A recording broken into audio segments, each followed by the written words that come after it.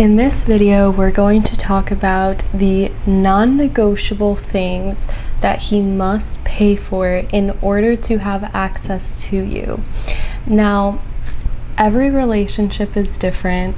Everyone has a different dynamic. Everyone has different requirements and boundaries, and I'm just going to give you what has worked for me, the standards that I have carried for myself, and the standards that I help my clients create for themselves. Before we get into it, I want to remind you that having a man provide for you financially is just the bare minimum, okay? There's so much more that goes into a relationship, and there's so much more that a man must do in order to be with us. But of course, paying for certain things is sort of the minimum requirement. Now, this doesn't really have anything to do with a woman not being able to provide for herself or not being able to afford things.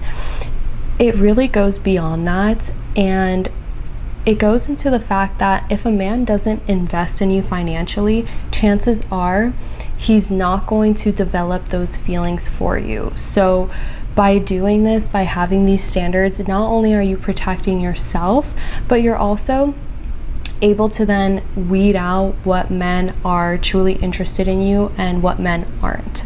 And the men that are interested in you, they're going to want to provide for you to some extent. Of course, not everyone is in the same financial position, but if you follow the tips that I give you when it comes to dating, then you'll find the men that are. So these are things that he must have the ability and the willingness to pay for. So the biggest mistake here is expecting everything right at the beginning when you just meet someone. That can lead down a weird path. That can lead down a very transactional path. It's likely that you're going to build these things as you build the relationship, and they're going to provide for you more and more.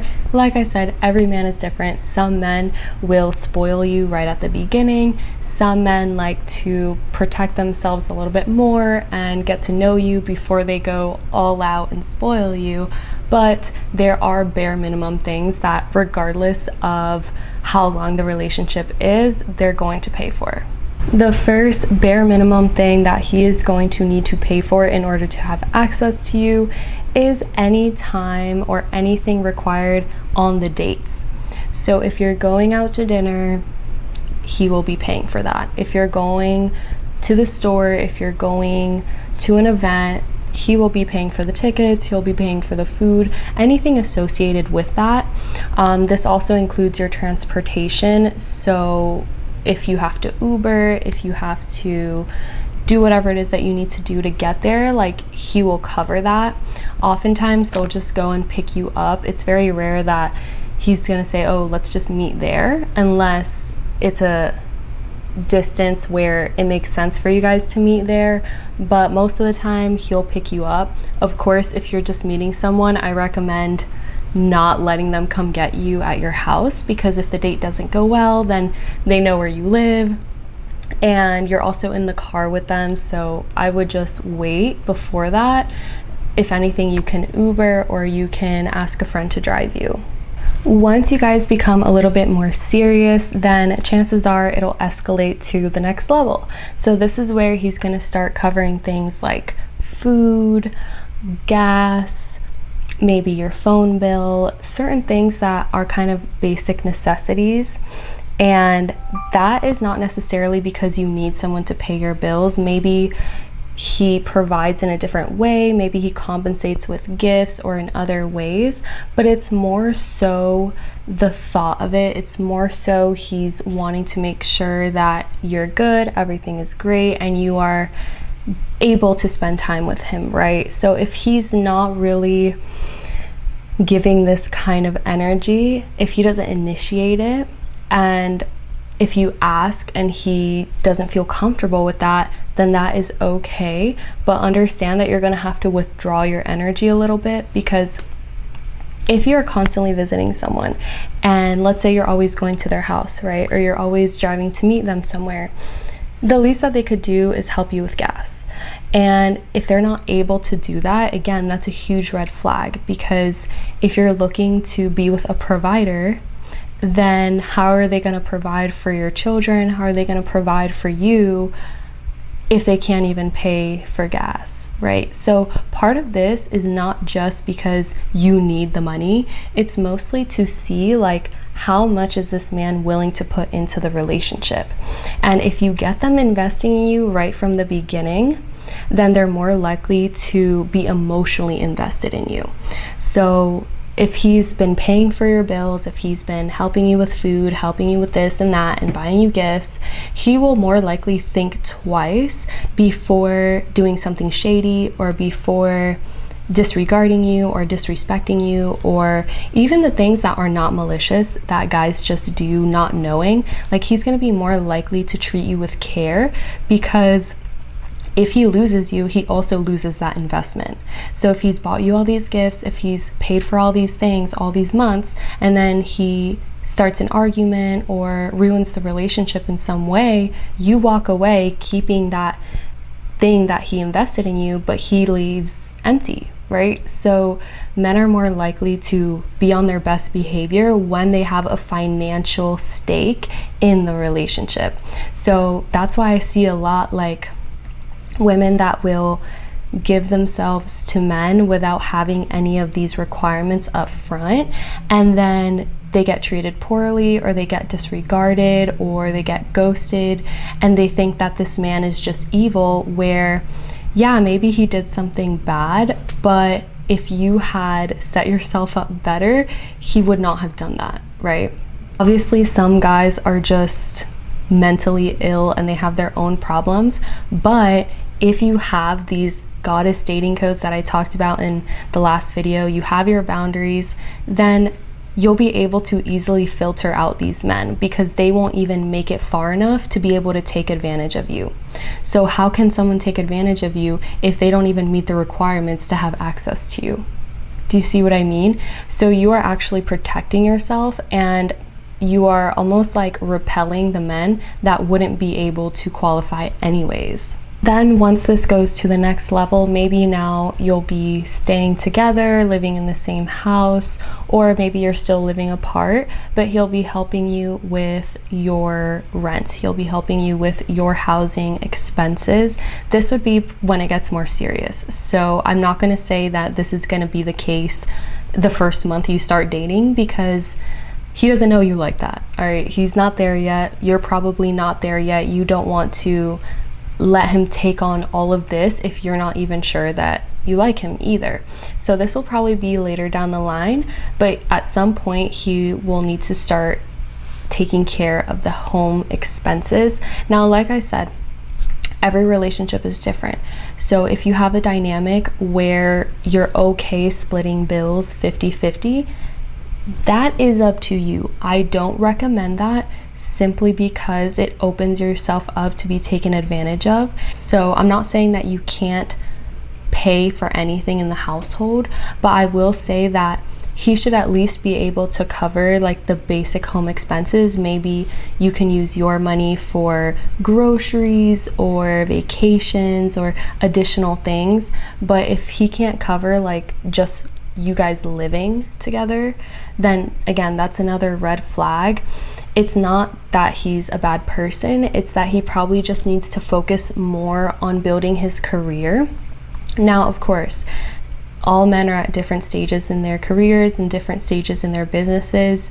It can happen that a man is, going through a shift in their career, and they probably may not have too much extra disposable income at the moment. But like I said, you'll be able to identify that. You'll be able to say, okay, I can understand why he may not want to do certain things because he's going through a work transition.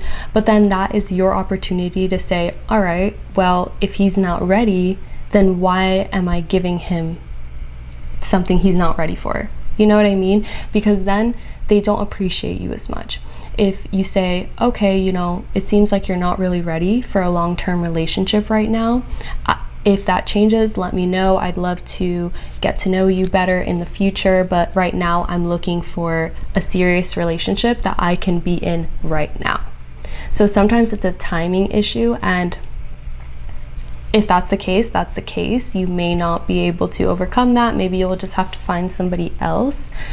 But you really have to figure out what's most important to you. Because I have definitely seen women building with a man who will say all the right things and say, yeah, I'm working on my business, I'm working on this, I'm working on that. And then by the time they actually build their business, they leave the woman or they cheat on her, and then they go find someone that they actually want that has higher standards, okay? Because a man does not want the mother of his children to have low standards. Like, that would not be good for his children, that would not be good for him. So if he's keeping you along, even though he knows he's not ready, that says that he just doesn't respect you. It just shows that he doesn't see you in that way, and he'll probably dispose of you when he gets to the point where he is prepared and he is ready. Now, going beyond the necessary expenses, it's likely that he will then start to cover, you know, your self-care expenses. He'll start to pay for things that you do, like as hobbies, like your gym membership, your nail appointments, your hair appointments, all these things that aren't included in the necessities, but that you still do just to upkeep yourself and make sure that you're looking, feeling good. He will then start investing in those things. This is all in layers, so it may not be all at once, but he definitely will if he has the ability to, and if he's wanting to do that for you.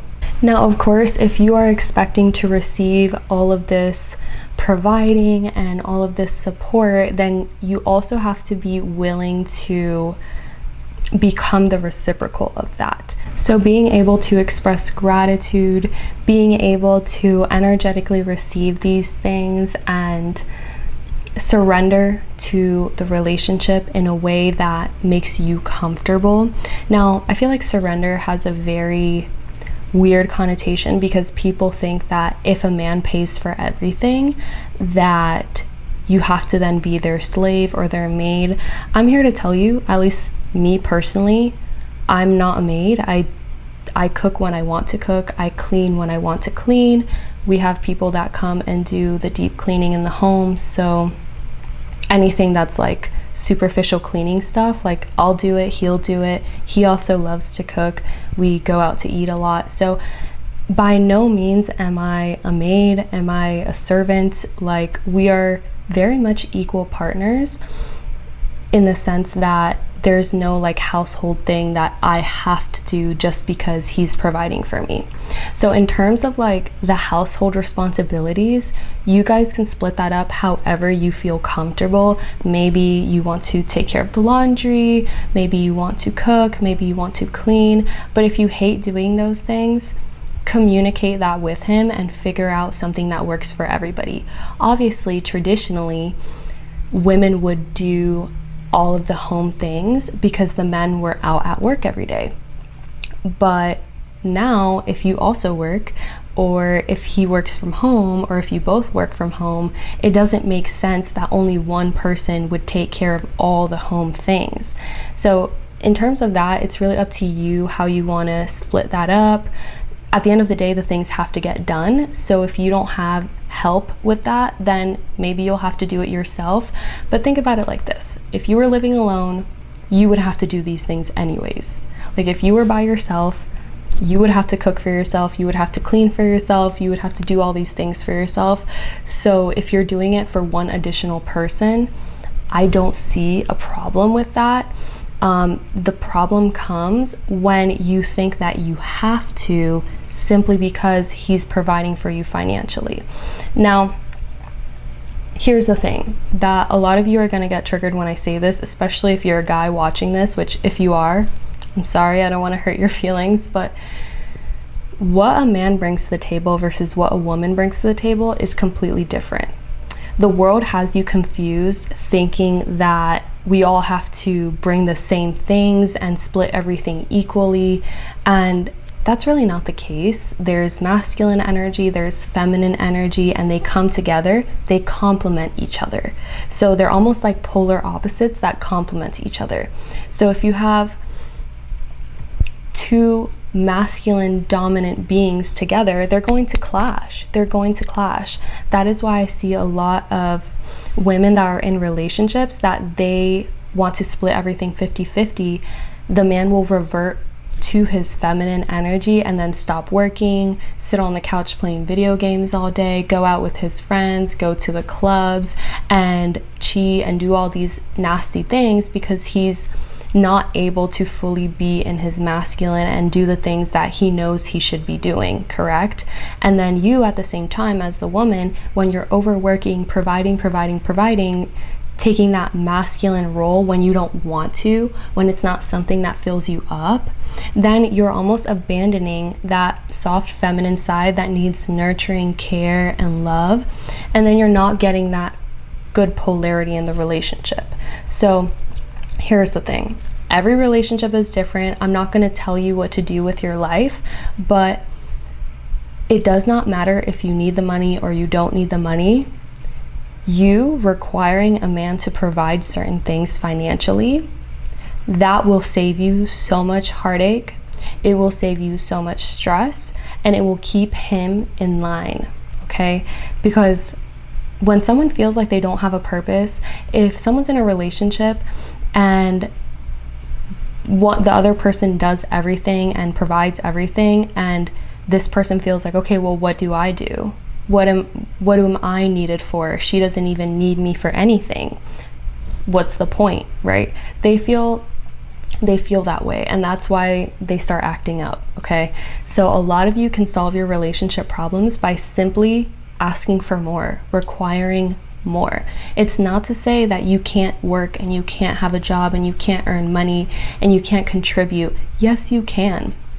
Okay, yes, you can. You can still, from your overflow, invest into the relationship and both of you will benefit from it. But he needs to understand, and you need to understand, that there needs to be polarity in the relationship. So I also know people where the man is essentially the stay-at-home person and the woman is working and hustling. And they enjoy that. That works for them, and that is okay. The world has you so confused right now, where men expect women to have providing skills and essentially take over the masculine role, but then at the same time be feminine and nurturing and soft. Like, that is not going to happen. There's nothing wrong with that if that works for you, if you feel that way, but the average woman, that's not it. Okay, that is not it, especially if you gravitate towards provider masculine men. You will be doing yourself a disservice by showing up and trying to impress the man and tell them, oh yeah, I work for myself, I pay for all my stuff, blah, blah, blah, blah, blah. You don't have to brag. That's not going to impress them. What is going to actually impress them is you standing in your boundaries and knowing what you deserve, okay? So I hope this video helped. I love you. Let me know if you have any questions about this, and I'll see you in the next one. Bye. Mwah.